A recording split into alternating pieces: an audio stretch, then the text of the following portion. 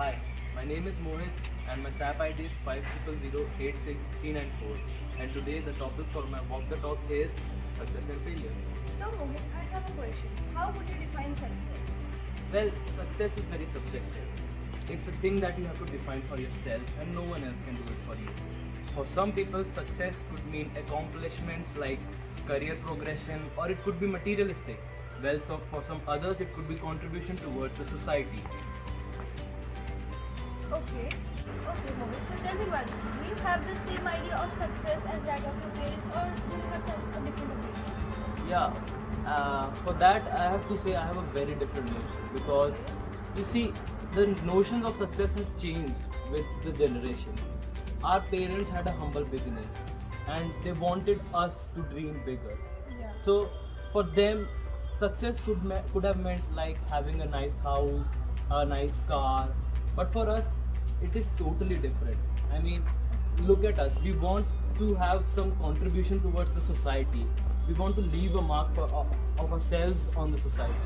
So I can say that we have a really different notions of success. Okay, that's nice to know. Okay, Mohit. Tell me one thing. Do you think failure is important for success? Well, yes, why not? I mean, success always follows failure. How can someone cannot make mistakes before getting it correct? So it's like, have you ever tried competitive exams? Yeah, definitely. Yeah, so you always give some test series before that and you always score abysmal marks in them. So it's like that. You are bound to make mistakes when you get out of your comfort zone. It's something human that you have to do. Yeah, you're right. Okay, Mohit. So do you know any famous person who is your inspiration and who became successful after encountering failure in his or her life? Yeah, I mean, there are many, but someone who invented the light bulb stands out. I mean, how can you forget the man failed for thousands of times, and yet with his dedication, hard work and positive thinking, he went on to develop one of the most essential things that we use today. Light bulb is very common and yet it is very essential for us.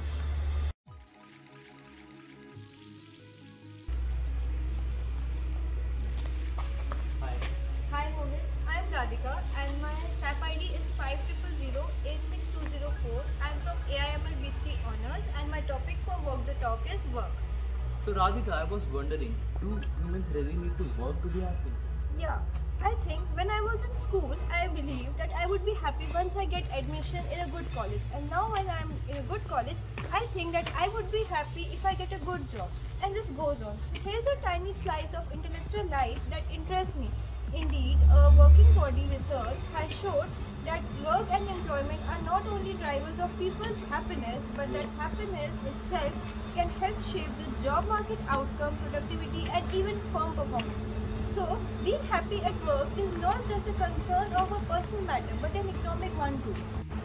So Radhika, I really can't wrap my mind around this, but how can I motivate ourselves to, work for long hours? Yeah, that's a nice question, Mohit. Thank you. People are motivated in their job by several factors like power, money, recognition, and even meaning. Sure. And these factors have an effect on productivity, and a person might rely on one or more of these factors to foster his passion for work.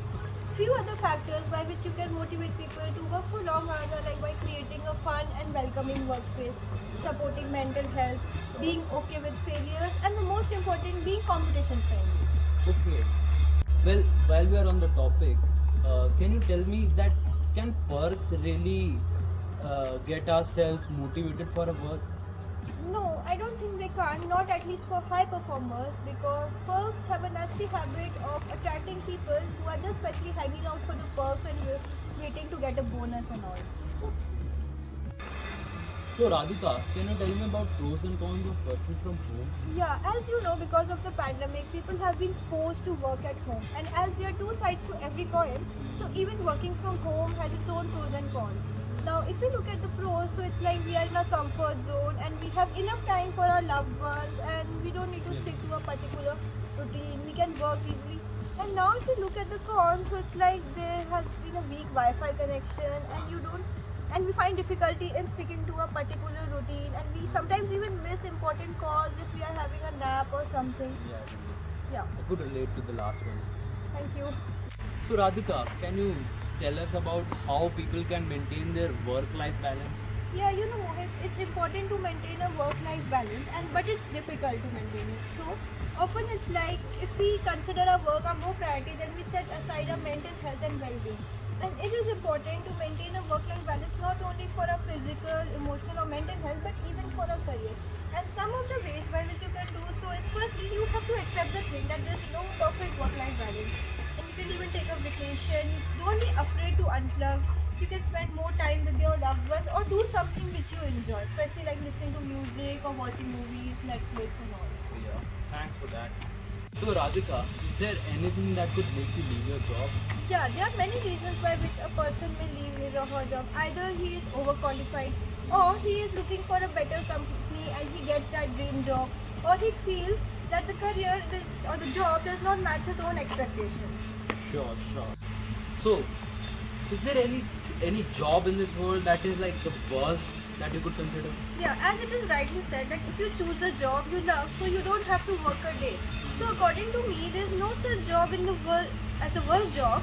But I personally feel that a job which you don't enjoy doing or in which you feel overburdened is considered to be the worst job in the world.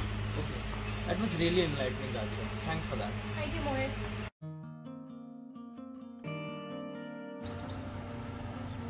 Hi. Hi, I'm Nishan and my SIP ID is 50086134 and my topic for Walk the Talk is online shopping. Okay, so I have a question that what is e-commerce and how do you think is it related to online shopping? Basically, as we know, online shopping is referred to as things we buy online. E-commerce is basically exchange of goods and products online by retailers or even us. We people, normal people can send things online. E-commerce has changed the way the business is being conducted in daily life.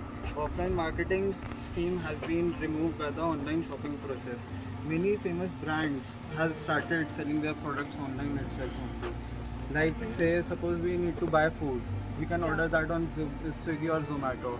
And if we require some furniture for our household, then there is IKEA available for that. And similarly, Amazon and Flipkart has thousands of products in the ocean of internet.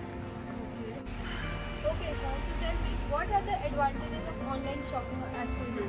There are many advantages. One of them being you can just sit in your couch and order anything online. Like you are at your own comfort and you can order from there without going to any marketplace or malls. Then there is that saves our time as well, and there are many good deals and offers also available on online shopping. So that saves great amount of money for you as well. And there are very big great deals which attract more number of customers. Right. Okay, Sean, now as you told me about the advantages, what do you think are the disadvantages of online shopping? Well, one of the biggest disadvantages is that you can't experience the product in real life. Like you won't be able to know what it is unless it arrives. So like if you ordered something, it might be of wrong size. You will be able to return it, but that's quite uncomfortable.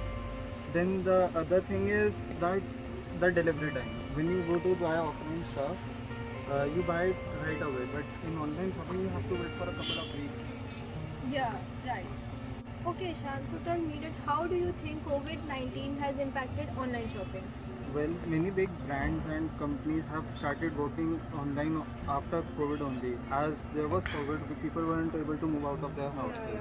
So shopping wasn't possible at that moment. So many big ideas who weren't in the favor of online shopping also became a part of it. Like there's Paytm Mall. There are thousands of products available on Paytm Mall and you can easily buy them. And there's another such thing for farmers as well, known as Agri Bazaar.